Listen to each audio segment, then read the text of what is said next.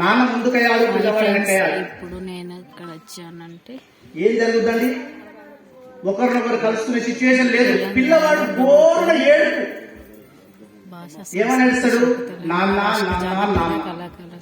అంతేనే అక్కడ ఉన్న ఒక పోలీస్ అధికారి వచ్చి పిల్లవాడు ఫస్ట్ చూసిన రైలు బండ్ లాంటిది తీసుకో నాన్న అంటాడు. నాకు వద్దు, నాన్న కావాలి. విమానం పంపిస్తాడు, నాకు వద్దు, నాన్న కావాలి. రైలు పంపిస్తాడు, వద్దు, నాన్న కావాలి. ఏ అంటే తర్వాత 5 నిమిషాల తర్వాతకి అక్కడున్న కంట్రోల్ రూమ్ ద్వారా పిల్లవాడు తండ్రి దగ్గరికి పోయి హత్తుకొని ఏడుస్తూ ఉంటాడు.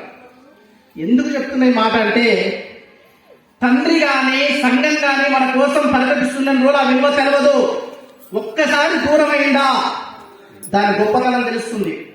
అందుకే జానపద కళాకారుల సంఘం తండ్రి లాంటిది. చిన్న ఇయ్యలేదనో ఇచ్చిందనో మనం బాధపడి దూరం కాకూడదు. ఖచ్చితంగా మన కోసం తాపాత్ర పడుతూనే ఉంటది.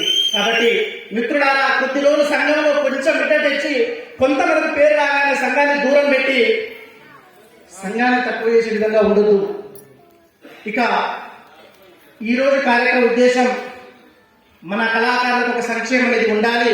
పెద్దలు ఇచ్చే సహకారమే కాదు, మన సహకారం కూడా తోడైతే అదొక నిష్పక్షపాతంగా జరుగుతుందని ఒక కార్యక్రమానికి శ్రీకారం చుట్టారు.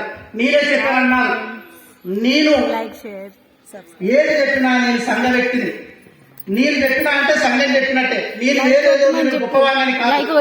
ఖచ్చితంగా నాకంటే 100 రెట్లు పనిచేసి శ్రీనంద రాష్ట్ర కమిటీ సభ్యులు ఉన్నారు.